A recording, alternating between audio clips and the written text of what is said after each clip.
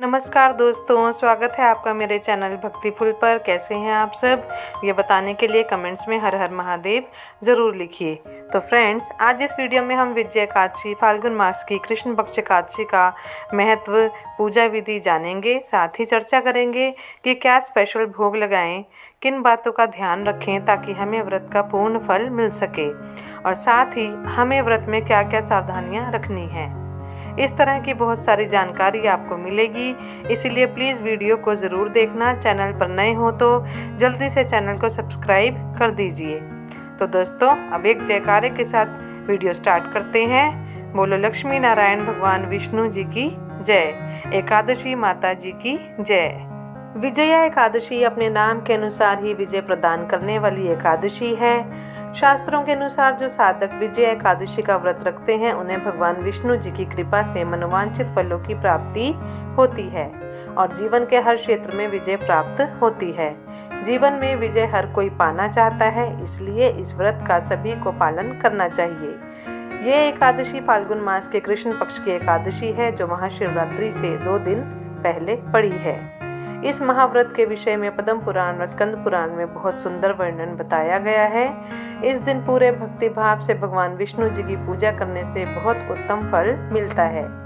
जीवन के दोषों का नाश होता है और मनचाही इच्छाएं पूरी होती हैं। जो लोग एकादशी व्रत नहीं करते उन्हें भी कम से कम एकादशी की पूजा जरूर करनी चाहिए, उसका भी बहुत उत्तम फल प्राप्त होता है। साथ ही वो लोग जो अपने जीवन में सफलता पाना चाहते हैं, जिन्हें लगता है जीवन में बहुत परेशानियां हैं, बहुत प्रयास करने के बाद भी उनका कोई काम नहीं बन रहा या काम बनते बनते बिगड़ जाता है, उन्हें भी विजय एकादशी का व्रत जरूर करना चाहिए ताकि वो अपने भाग्य पर विजय प्राप्त कर सकें।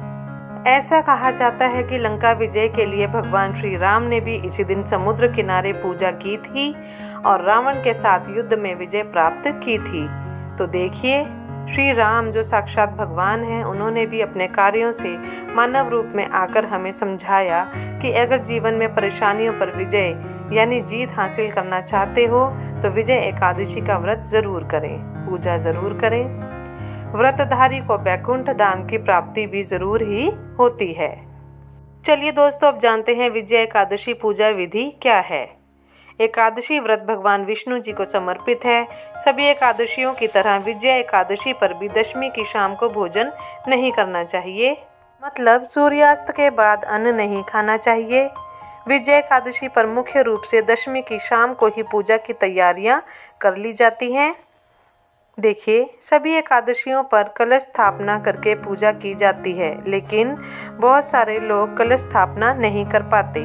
पर विजय एकादशी पर कलश स्थापना बहुत ज़रूरी होती है। जो भी कलश आप लेंगे वो आप ब्राह्मण को दान कर देंगे। आप सोने, चांदी या मिट्टी का कोई भी कलश ले सकते हैं। सबसे पहले चौकी पर लाल या पीले रंग का वस्त्र बिछाएं। उस चौकी को फूलों से सजाएं।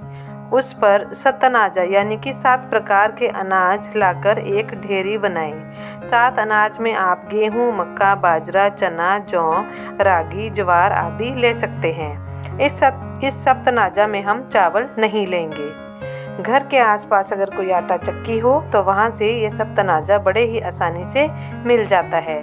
इस सप्तनाजा का बहुत अच्छा प्रभाव पड़ता है। सप्तनाजा लेने के बाद चौकी या वेदी बनाकर उस पर सप्तनाजा रखकर कलश स्थापित करें। सप्तनाजा कितना लेना है ये पूरी तरह से आपके ऊपर है। एक ढेरी बनाने के लिए वैसे हमें बहुत ज़्यादा की ज़रूरत नहीं पड़ती, लेकिन अगर आपको ये सप्तनाजा ना मिले तो आप गेहूं भी ले सकते हैं, पर कोशिश करिएगा सप्तनाजा ही रखें, यह बहुत फलकारी होता है। अब जो ढेरी बनाई है उस पर कलश स्थापित करें। आपने जो भी कलश लिया है उसमें शुद्ध जल के साथ थोड़ा सा गंगा जल मिला लें और साथ ही उसमें एक सिक्का, 1 रुपये का, 5 रुपये का, 10 का या चांदी का कोई भी सिक्का आप डाल सकते हैं। 1 सुपारी, 1 हल्दी की गांठ, 1 कौड़ी भी डालें। कलश को 5, 7 या 9 आम के या अशोक के पत्तों से ढकिए। फिर थोड़े से जौ कलश के ऊपर रखिए। याद रखना, कलश पर मौली ज़रूर बांधना। उस पर रोली से स्वास्तिक बनाना। अब ये तो हो गई हमारी पूजा की तैयारी। ये सब हम दशमी की शाम को ही करेंगे। रात को भगवान का ध्यान करते हुए ज़मीन पर ही सोएंगे। ब्रह्मचार्य व्रत का पालन करेंगे। एकादशी की सुबह अपने नित्य क्रम से निवृत्त होकर ब्रह्म मुहूर्त में स्नान करके साफ स्वच्छ वस्त्र पहने। पूजा में काले नीले वस्त्र नहीं पहनने हैं। फिर पूजा स्थल पर पूजा की तैयारी करें। घर में सबसे पहले गंगा जल के छींटे मारें। इससे घर में पॉजिटिव एनर्जी का संचार होता है। घर के मुख्य द्वार पर हल्दी से स्वास्तिक बनाएंगे। इससे किसी भी तरह की नेगेटिव एनर्जी घर में नहीं आती और हमारा मन पूजा पाठ में ज़्यादा लगता है। पूजा के लिए फूल, फल, प्रसाद, पूजा सामग्री आदि की व्यवस्था करें। सबसे पहले भगवान सूर्य नारायण जी को जल अर्पित करें। जल में थोड़ा गुड़, रोली, फूल आदि डालें। फिर पूजा पर बैठेंगे। सबसे पहले व्रत का संकल्प लें। फिर भगवान विष्णु जी की आराधना करेंगे। जहाँ कलश स्थापना की है वहाँ पर भी भगवान विष्णु जी की मूर्ति स्थापित करें। अगर मूर्ति हल्की है तो आप कलश के ऊपर रख सकते हैं और अगर भारी है तो नीचे ही रख दें। अपने सेवित गोपाल जी की पूजा भी अच्छे से करें, पर उन्हें कलश के ऊपर स्थापित ना करें। भगवान विष्णु के साथ माता लक्ष्मी जी की पूजा भी ज़रूर करें। किसी भी कार्य में सफलता प्राप्ति के लिए मेहनत के साथ लक्ष्मी जी का होना भी बहुत ज़रूरी है। इसीलिए भगवान विष्णु जी के साथ माता लक्ष्मी की पूजा भी अवश्य करें। फिर उनकी धूप, दीप, चंदन, पुष्प, तुलसी से पूजा करें।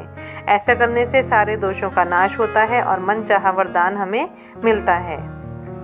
पूजा में तुलसी पत्र ज़रूर अर्पित करें क्योंकि भगवान विष्णु जी को तुलसी बहुत प्रिय है। परंतु याद रखें, एकादशी पर तुलसी तोड़ी नहीं जाती, इसलिए तुलसी पत्र पहले से ही तोड़कर रख लें। व्रत की सिद्धि के लिए घी का अखंड दीप प्रज्वलित करें। यह बहुत ही अच्छा माना जाता है। घी में हल्दी मिलाकर भगवान विष्णु के सामने दीप प्रज्वलित करें। फिर एकादशी कथा को ज़रूर सुनें। पूजा के समय कथा सुनने का विशेष महत्व और फल होता है। एकादशी वाले दिन हमें सुबह और शाम दोनों समय पूजा के समय कथा ज़रूर सुननी चाहिए। फिर भगवान को भोग अर्पित करें, आरती करें। ओम जय जगदीश हरे के साथ ही एकादशी माता की आरती भी करें। इसी के साथ विष्णु सहस्त्र नाम का पाठ करें, विष्णु चालीसा का पाठ करें। पूजा के बाद प्रसाद सब सदस्यों में बांटें। अगर संभव हो तो गरीबों को केले का दान ज़रूर करें। इससे हमारे सारे ग्रह दोष दूर हो जाते हैं। एक बात और ध्यान रखना दोस्तों, एकादशी पूजा पर से उठकर अपने बड़े बुजुर्गों का आशीर्वाद ज़रूर लेना, उनके पैर ज़रूर छूना। इससे जीवन में विजय प्राप्ति की जो संभावना है वो बहुत बढ़ जाती है। वैसे तो हमें हर पूजा पाठ के बाद उठकर अपने बड़े बुजुर्गों का आशीर्वाद ज़रूर लेना चाहिए, पर विजय एकादशी पर इस बात का हमें विशेष ध्यान रखना चाहिए।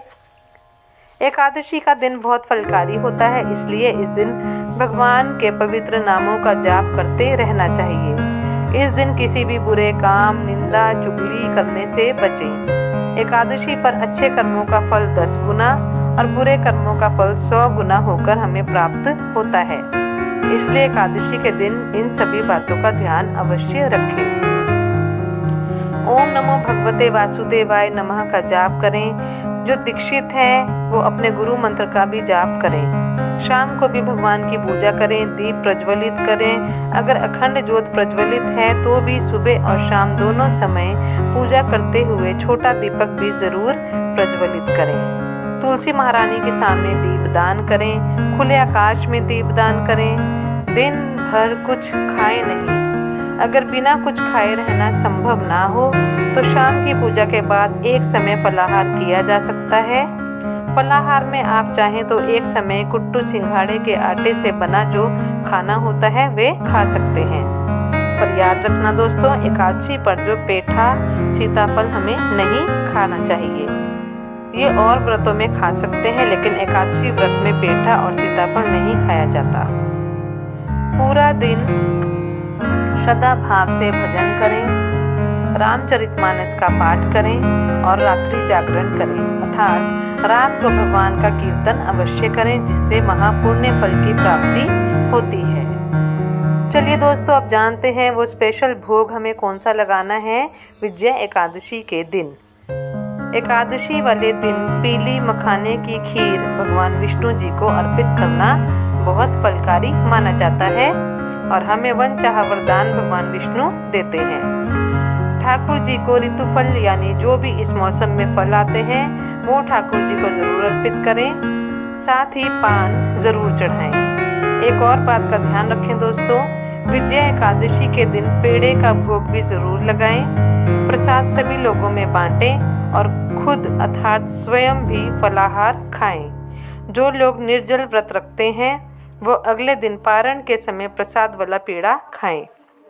चलिए दोस्तों, अब जानते हैं एकादशी व्रत का पारण कैसे करेंगे, यानी व्रत कैसे खोलना है। देखिए दोस्तों, अगले दिन यानी द्वादशी वाले दिन सुबह सबसे पहले पूजा करेंगे। उसके बाद ब्राह्मणों को भोजन कराएंगे। अगर भोजन नहीं करा सकते तो सूखा सामान निकाल दें, जैसे आटा, दाल, चीनी आदि निकाल कर रख दें और उसका दान भी हम कर सकते हैं। पिछली वीडियो में आपको जो पारण का समय बताया है मैंने, उसी समय में व्रत खोलना अनिवार्य है। जब भी आप ब्राह्मणों को सामान दोगे, वो सूखा जो आपने रखा है, जब भी वो ब्राह्मणों को आप सामान दोगे या भोजन कराओगे तो उसके साथ दक्षिणा देना अनिवार्य है और साथ ही वो कलश और सप्तानाजा भी आपको देना है।